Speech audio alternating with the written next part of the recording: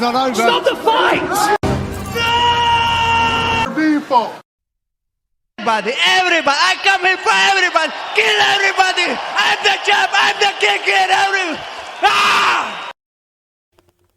All right, guys, welcome back to Broke Bets. Lane here. Also got my co-host with me, Carson. What's going on? Yes, sir. Got a UFC Mexico card, but somehow we're in Vegas. Anyway, first fight of the night, getting us started. We got Josefine Knuttson versus Marnic Mann. Easy pick. Josefine Knuttson here.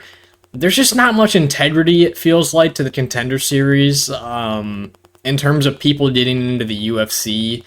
There's a couple people on this card that probably shouldn't be in the UFC from the Contender Series, but Knuttson, I thought she was good enough to make the UFC roster, but the entertainment level from her Contender Series fight was a lot of clinching and a lot of boredom going on in that third round when she could have possibly gone for a finish on her opponent after head kicking her in the first round. So I like her to win decision. Marnic Mann, like I'm saying, the integrity, you know, she looked horrible in the Contender Series. I know she's fighting a pretty good fighter in Brazil, but I don't think this girl's going anywhere, to be honest. She's way undersized for even the strawweight division. She's like an atomweight, so I can't be on the side of her at all. Yeah, Mann's coming in on short notice too. I think this just got booked a day or two ago. Yeah, I mean, she's just really undersized, and I think she's just in here they were going down the line of who to call, and she must have been way down the line. So, yeah, I think there should be a good win for Knuttson here. Yeah, it's just I don't know. It's not going to be a great fight to start it off. I think Knuttson should really try to just work her striking in this fight because Marnic Mann really showed in their Contender Series fight she's got nothing really to offer there. But this fight will probably end up with a lot of clinching and a lot of time up against the cage, and probably a good fight to get your food in, get a little nice meal in before the card really starts. So, yeah, Josefine Knuttson by decision. Okay, guys, for the next fight, we have Charlie Campbell versus Alex Reyes. Charlie Campbell here stepping in on short notice, replacing Natan Levy, taking Charlie Campbell here. He looked really good in his Contender Series fight against Chris Duncan, and, was super accurate with his punches and rushed in a little fast and got knocked out. I honestly can't hardly even blame him, though, because Chris Duncan was so out of it until that punch hit that, like, that shit never happens, and it was so wild that it happened. But he's facing Alex Reyes here. To be honest, I'll be dead honest with you guys. I watched the one Mike Perry fight, the 1 minute of fighting that Mike Perry knocked him out in, and that was however many years ago, 6 years ago. I don't know why this fight's taking place. I don't know why he's like in the UFC after all this time. I don't know what's going on. I'll be dead honest. I'm just not the best for information on this fight, but I can't take a guy on a 6-year layoff or anything. I like Charlie Campbell by a first round knockout here. What do you think? Yeah, I mean, I try to find what Reyes was out for so long. I just saw a few articles from MMA Junkie that he had a spinal infection. Okay. That was all I could really find on that. But I mean, he had a fight with Trevor Peake early 2023 that he withdrew from, so I'm not sure if that was more of the reason for it or not. But yeah, I mean, Charlie Campbell's coming in on short notice, but he's super deadly in that first round, and that's where I think he's going to be winning this fight. I saw it in Reyes' last fight against Mike Perry, got knocked out early, and I see the same thing happening here with Charlie Campbell. Yeah, you're coming back 6 years. And you're 36 years old now. I think you're probably going to be a little bit slower in that first round, especially with that ring rust. So a spinal injury too. That's like almost, those are really hard things to recover from. And then like, man, I even thought about like watching film for this. I was like, do I even dare to watch any of Alex Reyes' other fights? Because like, what do they even mean? Like 6 years ago could be like meaningless to watch that film. Yeah, I mean, he could be a completely different fighter now. So. Good or bad. Probably right. Bad, but Anyway, Charlie Campbell, I was impressed with him. I like him by the knockout. KO, round 1. Okay, for the next fight, we have Tracy Cortez versus Jasmine Jasudavicius. Taking Jasmine here as a slight underdog.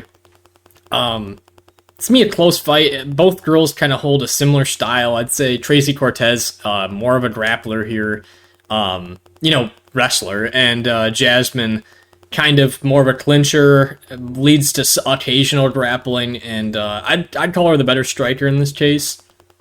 And with the, I'd say, slight experience edge, Tracy Cortez still doesn't look like she's pulling all the things out to be a complete MMA fighter in all of her performances. I like Jasmine here by decision. I just feel like she's got more tools on the feet and a possibility at least to get off the ground if this does make it to the ground. So what do you think here? Yeah, I like Jasmine. She's been the more active fighter of late as well, and she's looked really good too. So I see a lot of clinching in this matchup, and I think Jasmine will be able to get more of the control time in this fight. Maybe Cortez is a mythical fighter now that she's broken up with Brian Ortega. We saw with Mackenzie Dern after their breakup. She was on another level in her most recent fight, so you never know. Never know. I don't know. It feels like Tracy Cortez, like that Melissa Gatto fight. She had like one good double leg. She didn't do anything with her groundwork. And then, like, Melissa Gatto took her back multiple times on the fence, and then she just reversed those positions, but didn't look entirely that good. She was getting kind of pieced up on the feet. Other than being like a pretty girl, I don't know how far her UFC run goes. I do feel like the over 2.5 on this fight is just complete money. I mean, look at yeah, they're both decision machines. I got 10 decisions I'm looking at across all these fights, and they got no power either. So. Yeah. Right. Give me Jasmine by decision. Okay, for the next fight, we have Edgar Chairez versus Daniel Lacerda. Woo! Gotta go with Edgar Chairez here. Daniel Lacerda, 0-4 in the UFC, finished 4 times. Might be the best fighter for the first 2.5 minutes of a fight, or 2 minutes of a fight, and then worst fighter following that. No cardio, no durability. And, if you just do all these, he does all those flashy moves. You'd think he'd be a shootbox guy, but he's not. And he just does all the flashy moves. He burns himself out of energy. And Chairez looked very durable in this Contender Series fight, in his Tayara fight. I think that Chairez could get a finish in the second round here. Uses his elbows, knees, got nice strong punches. I think that he puts Lacerda down in the second round. Yeah, Lacerda is the definition of kill or be killed. He's 11-5, and he's never seen the judges' scorecards before. So, like you said, he's got about 3 minutes of good cardio, and then he gasses out. He does a ton of spinning attacks. He clipped Vergara with a wheel kick, and then went to it about 3 more times, and seemed like he killed himself gassing out. So, I think Chairez is super tough and durable. I think he can withstand the early couple minutes from Lacerda, and I think he finishes him in late first or second round.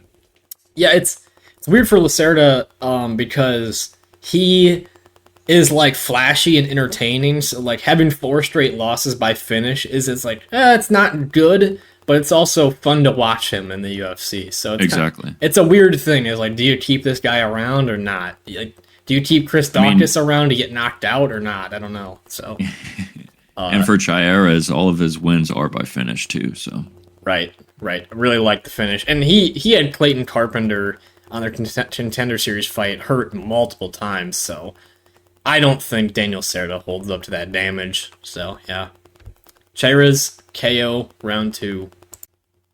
Okay, for the next fight we have Roman Kopylov versus Josh Fremd. Feels like a pretty straightforward pick with Roman Kopylov here just being the much better striker. Josh Fremd, however, I just feel like there's a little bit of a stare in this fight because Fremd is a grappler, wants to get the fight to the ground. And Kopylov, as you've seen in maybe the Albert Duraev fight, he did a pretty decent job of stuffing the initial takedowns, But once he's down on the mat, man, he got controlled pretty bad. And with a guy who just missed weight, is huge for the division, it's just a little bit of a scare that if this fight does reach the ground, he could really wear on Kopylov, who has such a great technical style when his cardio's on, but if he gets tired, it could really fall apart. So I definitely like Kopylov, and I like him by a finish just because of the way Josh Fremd can like rush in and leave himself out there. But I do feel a little bit of a scare for the favorite in this fight. Yeah, I mean, there is a little scare, just because that's what Fremd's game plan is versus Kopylov's weakness. Fremd is 4 inches taller than Kopylov, but he only has 1 inch of reach on him. I think that number for the height is inaccurate. I feel like Kopylov's like 6'2" or 6'3". He's a little bit taller. I mean, I'm just going off what it says, Yeah. but yeah, Fremd is... He does seem like a pretty big middleweight, as he did just miss weight. Yeah. Yeah, and that picket fight was god awful to watch. I mean, he just wanted to clinch up against the cage. I don't know if it was because of that weight cut, his bad weight cut, or what, but he was actually 0 for 3 on his takedowns in that picket fight. Pickett was able to get him down a couple times, and they were reversing each other. But he had some submission attempts in there and came close to him. But I just think Kopylov's technical striking ability, and like you said, his initial takedown defense held up, but when he got on the ground, he was bad. Right. I think his takedown defense will hold up here, and I like him to find a finish here in the second round. He got screwed a little bit in that Duraev fight too. Like, he had a partial... Yeah, the fence grab. Yeah, it was like a partial fence grab, and it was a foul, but it wasn't super serious. And then it ended up with a takedown, and then immediately Duraev moved into mount on him. So right.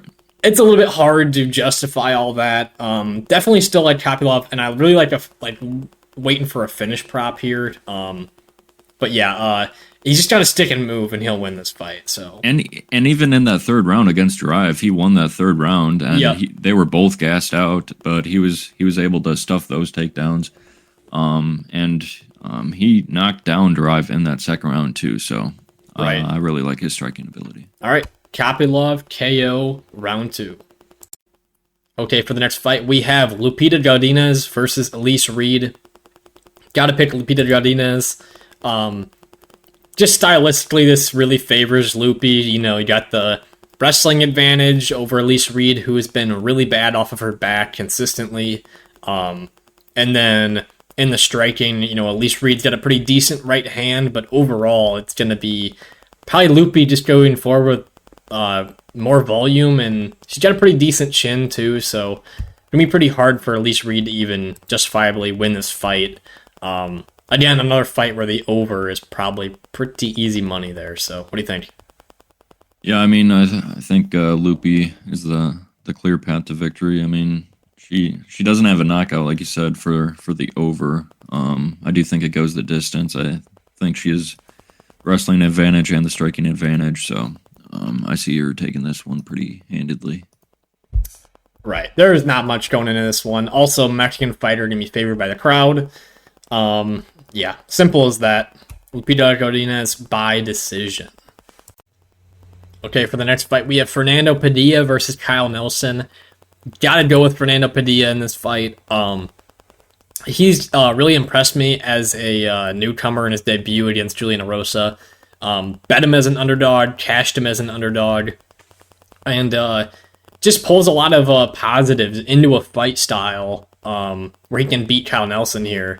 And he's got crisp boxing, got a good ground game, pretty good defensively on the feet.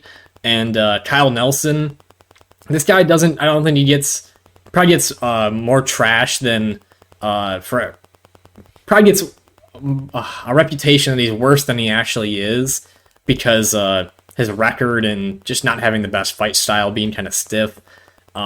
He's just going to be at a speed disadvantage in this fight. And he'll have maybe a slight power edge. I just don't know if he can land that clean shot. And Padilla, so accurate in his UFC debut.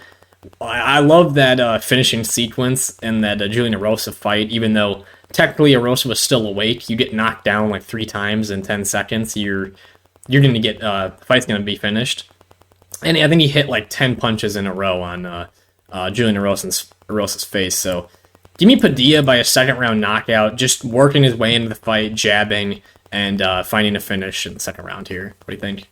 Yeah, I think the length for Padilla really sticks out. He's got a 76-inch reach compared to Nelson's 71, and he uses that reach really well. He throws nice straight punches, and he's super accurate, like you said. Yeah, I mean, I think Kyle Nelson will be a little bit slower here, and I think Padilla will find a finish. And Padilla, too, added a lot of good size. Like, he took, 2 years off, I think, between these fights before the Julian Erosa fight. Kind of a red flag in a lot of times, but, he was, 20... They said he had a visa issue, so... Okay, well... Anyway, I feel like when there's a time when a young fighter takes 2 years off, it's not as much of a red flag. It looks like he's put on that size, similar like a guy like Mario Batista has. And he looks a lot more threatening. He's still kind of thin around the waist, but I don't know if Kyle Nelson will dig those big body shots or what his plan will be. But again, like you were saying, breaking down that range advantage that he has will be really tough for Kyle Nelson to do. And yeah, I like the punch combinations and the finishing sequence. Gotta go with Padilla, knockout, round 2. Okay, for the next fight, we have Daniel Zellhuber versus Christos Giagos. Taking Daniel Zellhuber here, it's a card of these favorites are doing pretty well.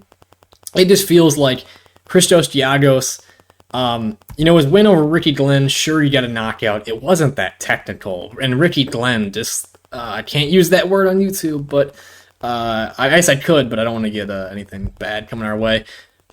Ricky Glenn just looked old and, let's say, special. And Daniel Zellhuber, I think that Giagos likes to car crash so much, like just run into people and throw crazy punches, that Zellhuber is going to fucking time him and knock him out. I know he's gotten 3 decisions here, but... in the Lucas Almeida fight, he had Lucas Almeida hurt a couple times, just way out striking him on the second and third round. And then also very tough, as Daniel Zellhuber has that chin. And then against Lando Venata, almost finished him twice in the first round. So I really like his Zellhuber knockout in this fight. What do you think? Yeah, I mean, Zellhuber's still pretty young as well, 24. And again, here, same thing. I think he has... the length, and I think that'll be very beneficial for him here in this one. He's 77-inch reach compared to 71. Zellhuber was pretty technical, and he uses his feints really well. In that Lando Venata one, he clipped him a few times, and that was probably the closest Venata's been KO'd. He's never been KO'd, but he was pretty darn close in that one. In the clinch, I think Zellhuber used really good knees and worked the body as well. So I like that a lot for Zellhuber in this one. Yeah, and the one kind of red flag I've seen from Zellhuber is that he struggles with a point striker. And that's kind of what the category Trey Ogden fell into, was just a guy who's going to touch you and get out of range and move. And Lando Venata changed his style mid-fight in the second round to kind of start to do some stuff like that. And Zellhuber kind of struggled with it. I just don't think Giagos brings that type of style to this. He's going to try to wrestle. I think he's going to fail because Zellhuber is massive for this weight class.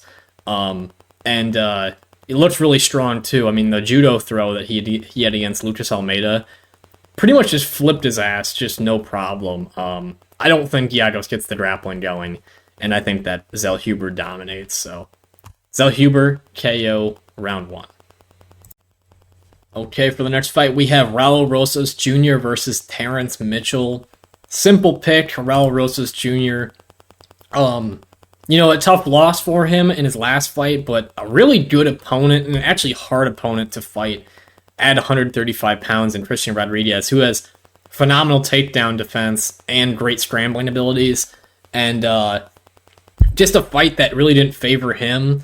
And I do think Rosas looked honestly really good still in moments of that fight, considering he gassed out. He looked really strong in the first, 5 minutes, the first round, but overall, that was just a tough matchup, and I think Terrance Mitchell, as we saw, started fast against Cameron Simon and kind of gave up. And Raul Rosas, for how strong this dude's looked at 18, training with really good people, I can't see him losing this fight. Submission, round 1, Raul Rosas Jr. What do you think?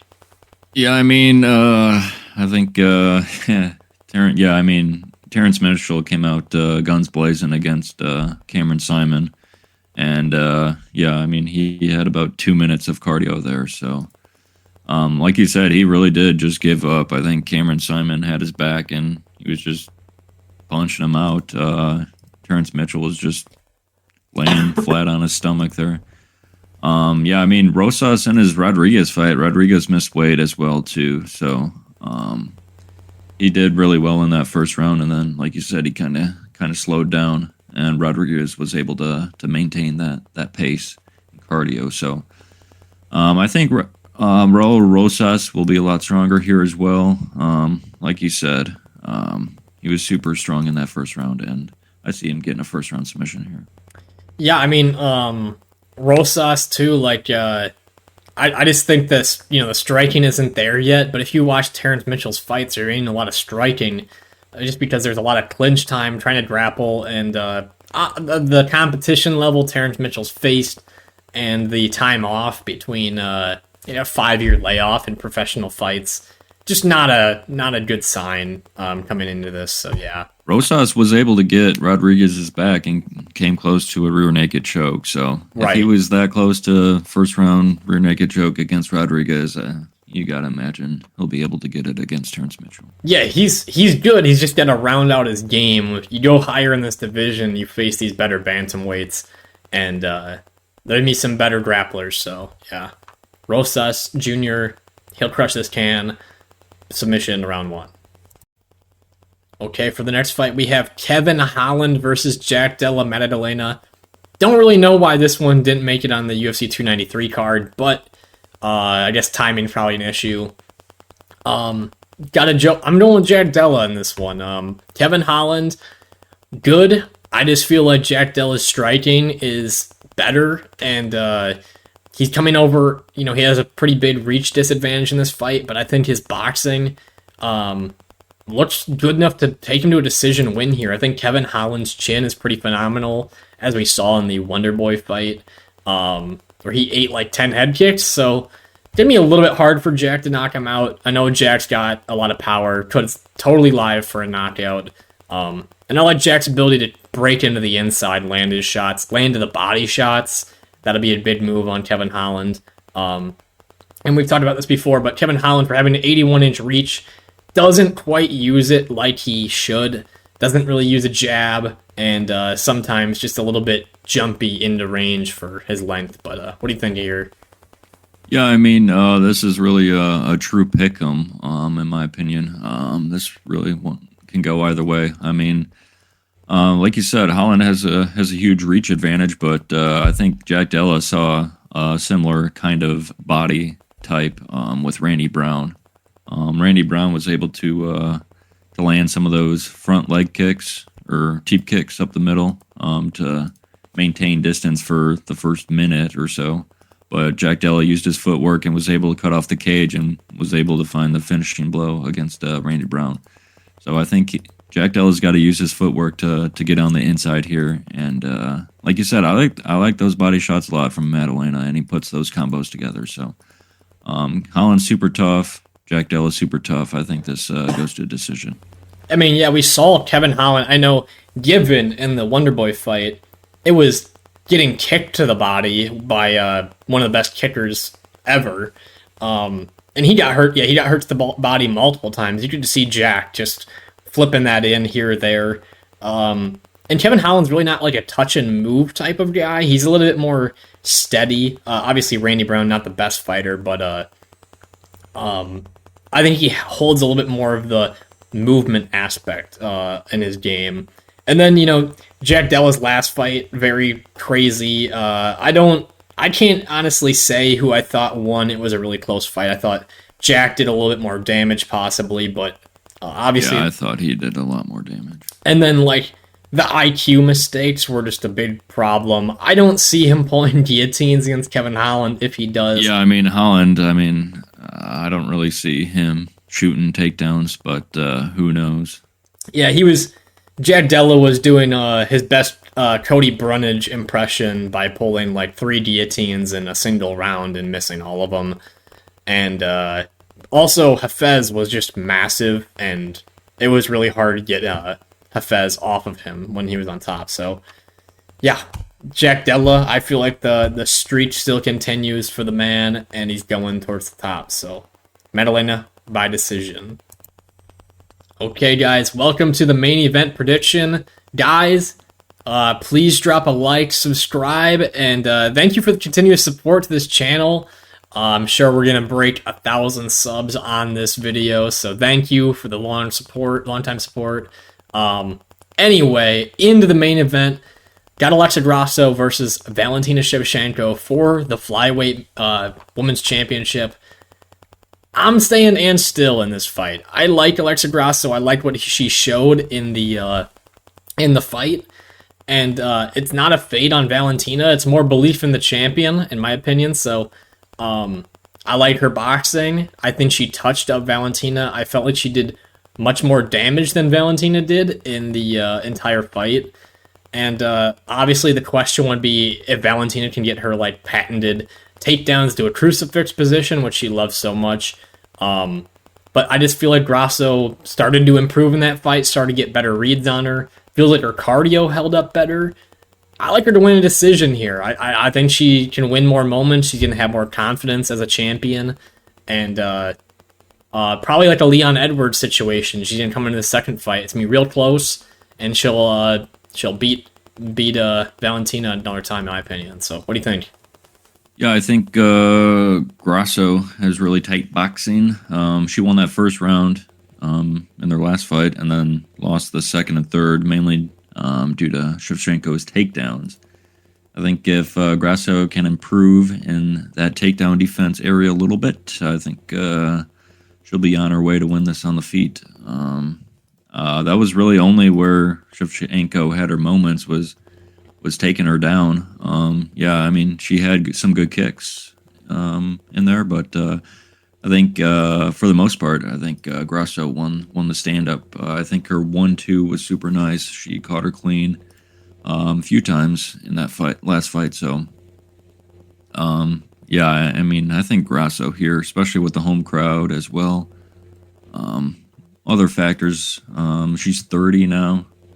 She's in her prime. Shevchenko seems to be a little past her prime, 35 years old now. So I like Grasso here. I also just think the stance style of Valentina favors a style like Alexa Grasso. A lot of what Alexa was doing was switching stances to southpaw in order to cut off that kicking game from Valentina so she doesn't have the liver kick available, and then moving in on her. And when Valentina's in that Muay Thai stance, she stands so tall, and she tries to be really bouncy, but she doesn't bounce out of range very well. So I think Alexa's boxing looks a lot better. There's going to be a lot more justification for damage on Alexa Grasso's side, in my opinion. And let's just, like you were saying, it's a matter of stopping takedowns, I think, for Alexa Grasso. And she just fought. Since they've already fought now, she kind of knows Valentina's moves a little better. They can drill these 100 times, probably 1,000, thousands of times, but I just feel like Alexa Grasso, she had a couple sprawls that she missed in there, and then you see in the fourth round, she hit a couple of those sprawls until she had that miracle submission, but great back take. There's a possibility for that too, although I would kind of doubt that Valentina would throw another spinning kick like she did. Yeah, I mean, they were in a boxing range, and she threw that spinning back kick. Right. I think she'll probably want to avoid that this time. Right.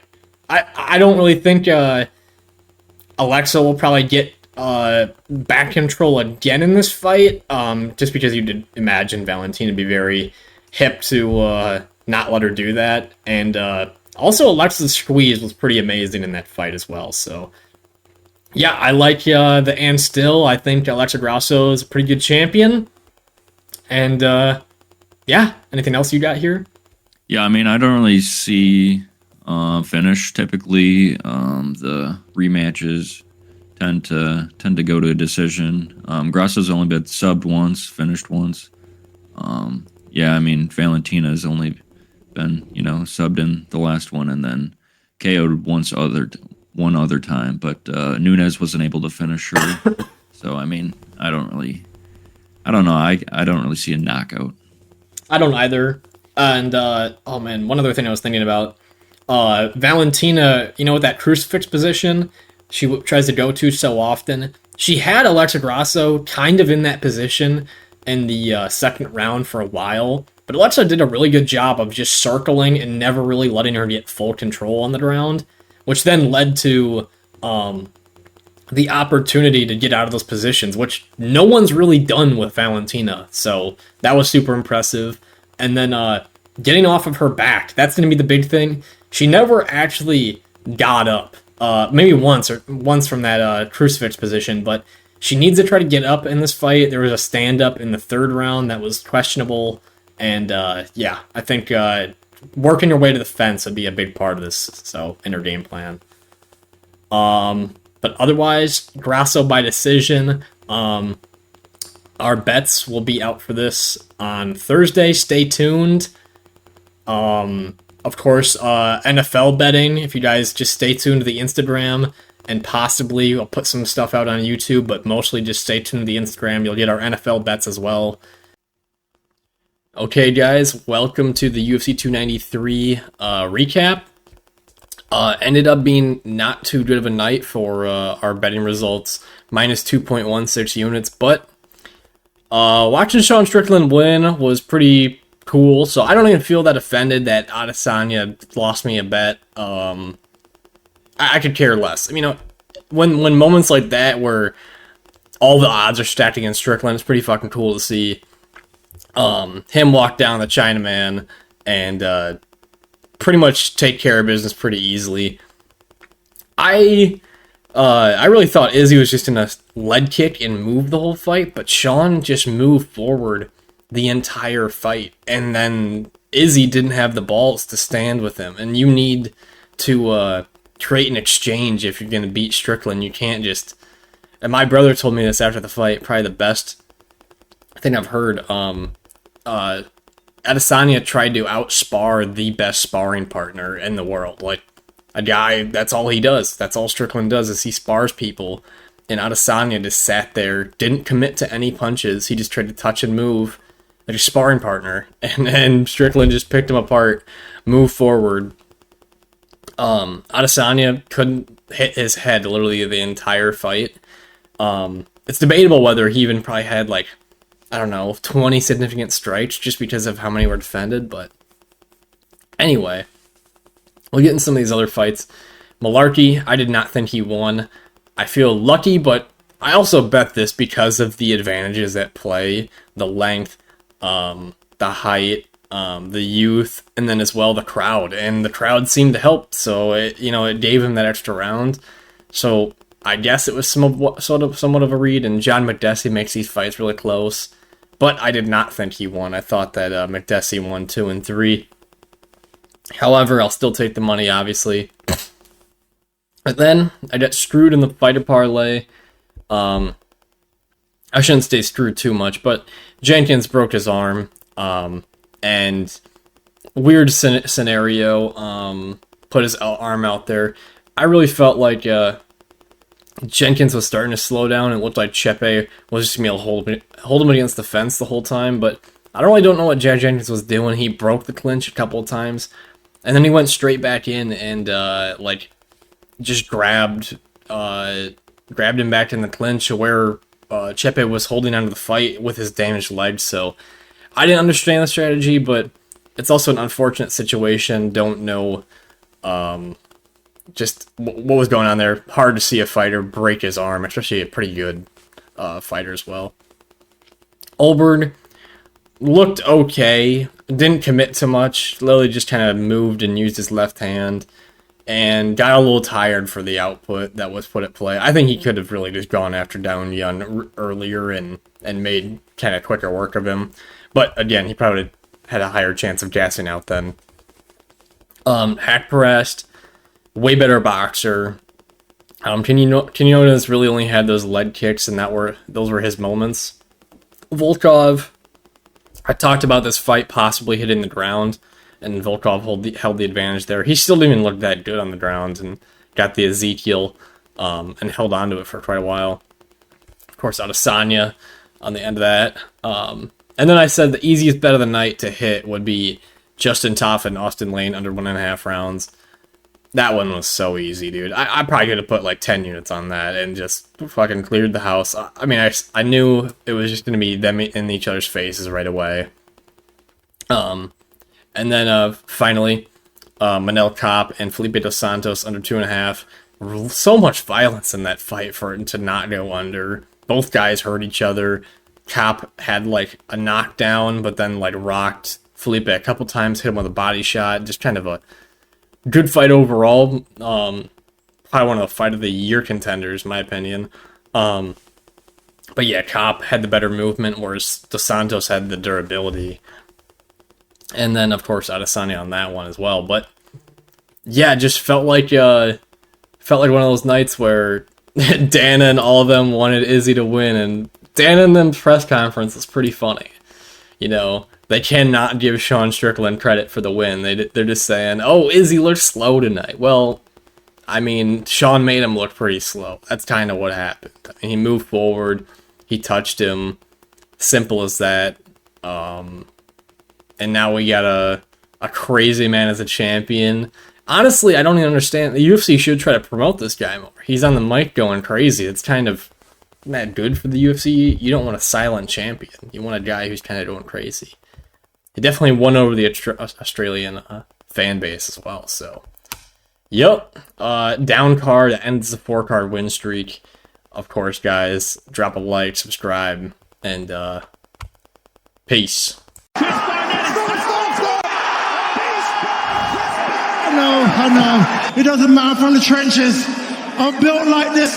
The old doubted me said I couldn't do it. The old said I couldn't do it. Look at me now.